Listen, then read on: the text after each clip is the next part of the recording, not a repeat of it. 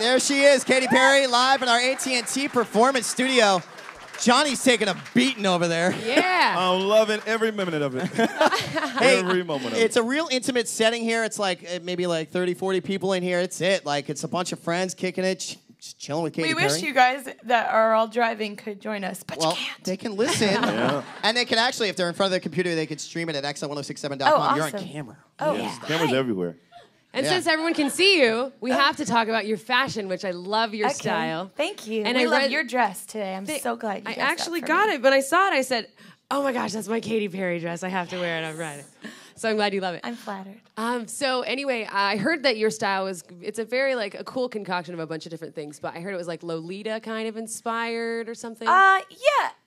It's Lolita inspired. It's definitely young and fun and kind of sexy sometimes, but really in general, I take a lot of chances. You know, I never play it safe because sometimes that's just boring to me. I wear what looks good on me. When I first came out with this record, I definitely was kind of came out with this pinup theme. I was inspired by that because I used to go swing dancing when I was 13, when I was living in Santa Barbara, California. And I was so blown away by these girls that played the part, you know, like Dita Von Teese. Mm-hmm. She's just so time period and classic, and everybody wants to see what she's wearing. And, you know, growing up, and I would go to these classes and to these, like, Lindy Hop dance-offs, and these girls would get out of their long Cadillacs with, like, their embroidered cardigan and their pencil skirt and their red nails and their hair set, and I was just like, how do you have so much style? I mean, I didn't even hear a word come out of their mouth, but I knew that they had attitude. Right, and they have like some kind of cool like vintage swagger, right? Yeah. So I take, you know, that, and I also kind of do sometimes like a little bit more punk rock Lolita. You know, it's not super straight vintage. But it's just fun, you know. Like I dig the pinup look that you had on your album cover, and then Thanks. I just read something today that there is your album cover is censored in like Saudi Arabia or something. I know, I saw that. So how do you feel about that? Well, someone asked me how I felt, and I said that's good because I was cold on that set. I mean, it is what it is. Like, I think it's hilarious. It's funny, right? It's hilarious. They like painted clothes on. I'm like, you have time to Sharpie an extra article of clothing on my body. Cool. I'm gonna do that now when I sign my own CDs. Sorry, I need some pants. With the opportunities you have now with your music, have you ever thought about having your own clothing line? Sure, I'd like to put girls in my stupid outfits. That's my I want to dream. wear your stupid outfits. Bring it on. Make $1 million off Jayde alone. Well, That's true. I would like to in the future, but I kind of think that it's important for me to let people know that I'm a musician. Sometimes, you know, I think when people get this first taste of success, they all of a sudden grow these like all kinds of different branches, and then they're so full of all these different things. Hi, I'm an actress. Hi, I'm a fashion designer. Hi, I'm hawking, you know, Tic Tacs and things like that. And you're like, well, you start to forget where they came from if they have any talent. Mm-hmm. And I don't know if I really want to put myself in that position just yet or ever. But I am a very creative person.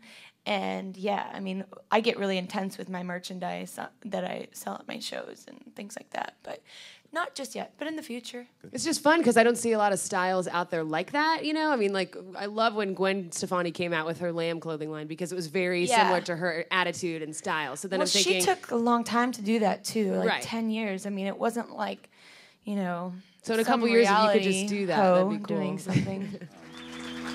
That's awesome. Johnny, you're in love. Pretty much. I'm thinking about going to grad night tonight. Back in high school. Where are you graduating from? I graduated from old man school. Okay. School of Hard Knocks. I know. Hey, I'm just curious. I like to ask a new coming artist out this question. Where were you when you first heard your song on the radio? My first time I ever heard my song on the radio, I was going to see. Well, no, I was running an errand and going through Beverly Hills, living in Hollywood at the time, and I heard my song. I heard a song called "You're So Gay" on this really cool rock station in LA. I don't think I'm very cool, but I thought that was really cool, and I almost ran my car into the middle part, the mediator. Yeah, and I called like, you know, my top 4 people that I knew would know that this is a big moment. I was just like, here, listen, hang up, you know. Like It's only a 3-minute like, song. You had to bang through it quick. You're like, I gotta go. Yeah, yeah, exactly. So it was so exciting feeling, of course.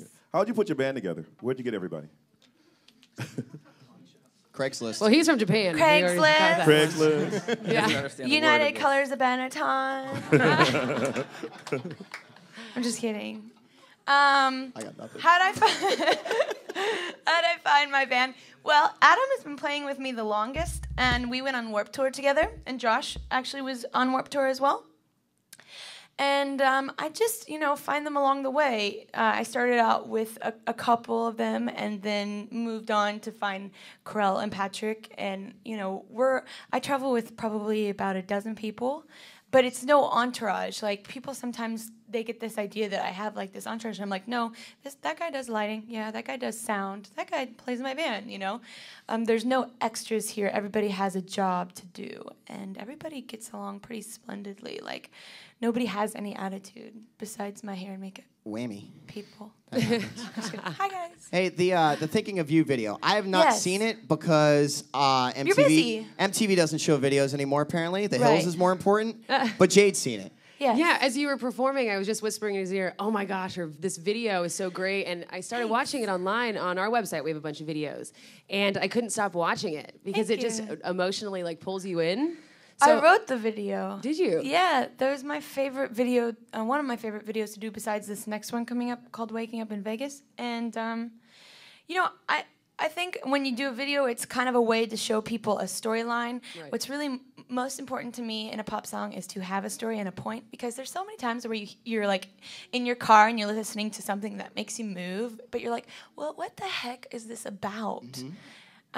So many times. So I think you kind of win if you can actually have, you know, some imagination and some storyline and have a fun song to go along with it. So what inspired you for that particular storyline with like the military? well, the song "Thinking of You" is pretty obvious in the chorus. When I'm with him, I'm thinking of you. I think, you know, for me, I wrote that about being in my first love relationship and having to move on to, you know, keep myself available for Mr. Right. And I was really in love with this guy. And it was really sad because when I broke up with him, I was still in love with him. And, you know, you have to meet other people. And all of a sudden you're on new dates with other people. And you're comparing what this guy's doing to this guy that you've been dating for so long.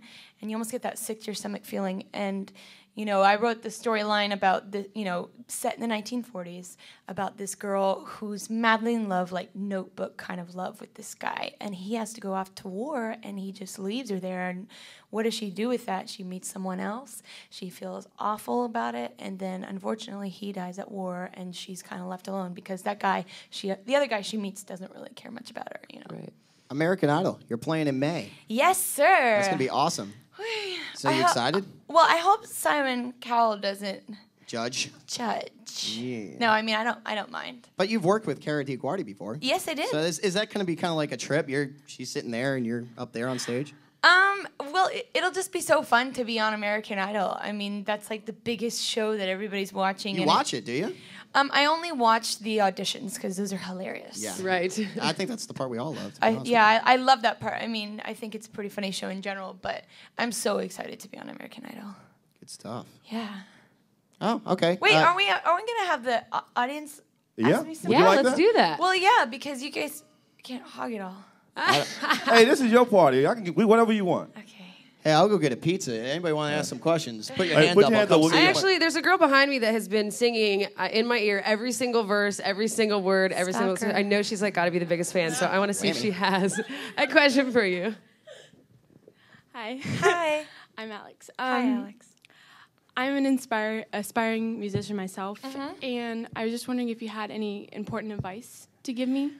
Well, do you play an instrument? Yes, I play Oh. acoustic guitar. Thank God. That's pretty it much so much one of the easier. most important things is to just pick up anything, an instrument. You know how I kind of started is through acoustic open mic nights. You can go and look in your paper, or you can go online, and you Google open mic nights in Orlando or what have you, and literally cafes have them, other places have them. You get used to performing in front of people, which is really important, because there's nothing worse than seeing someone that's like super awkward performing, like you're sweating along with them, and you're trying out songs, and you can take advantage of your MySpace, which is like, hello, it's your own practically record label right there. So there's so many things kind of available to us in this day and age. You just have to go and get them. The people that think that they are going to get it while sitting on their couch watching American Idol, it's never going to come to them, ever. We have another question. No, just one more. That's. I'm just letting you know one more. So whoever else has it. You right here. Come on, let's go. Yes. What's up?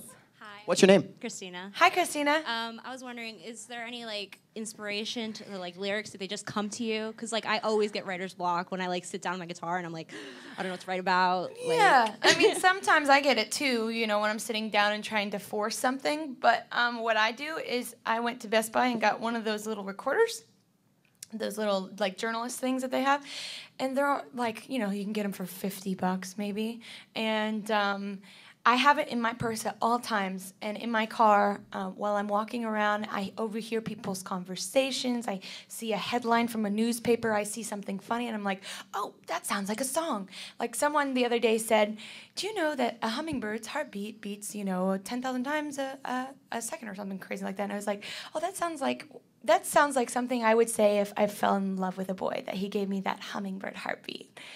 So I'm always thinking about little things and collecting them and putting them in that recorder, and then you can reference that, when you sit down to write. Our own Johnny Magic signed up for Twitter today. Yeah. Pretty What awesome. did you Twitter already? Uh-oh.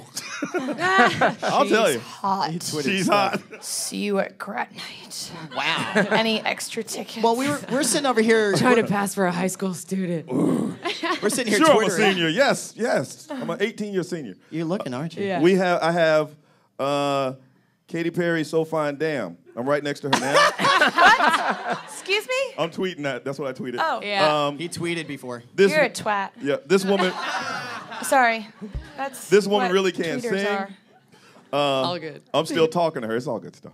Oh, good. Oh, we're going to check that later. So my question is, I think you're following 7 people. What's up with that? Can I get some Can you love? follow us? Me maybe? following Cool. a few people? Well, because I think Twitter is one of those things where it doesn't have, it can be just like, not so much like MySpace. MySpace, it's like, I don't even know you. Let's be friends with your dog. Weird. And you're like, this is so random and self-serving and It's making okay, me feel good in a really You don't want to horrible follow way. us? It's fine. It's cool. I No, followed you and you accepted me. I was happy. Thanks. I was cool. Well, You need to tweet more. information overload Tweet more. sometimes. Tweet more. That's Me? my thing. Me? Yeah. Tweet more? Tweet more. I sing a lot. I know. You want to sing one more?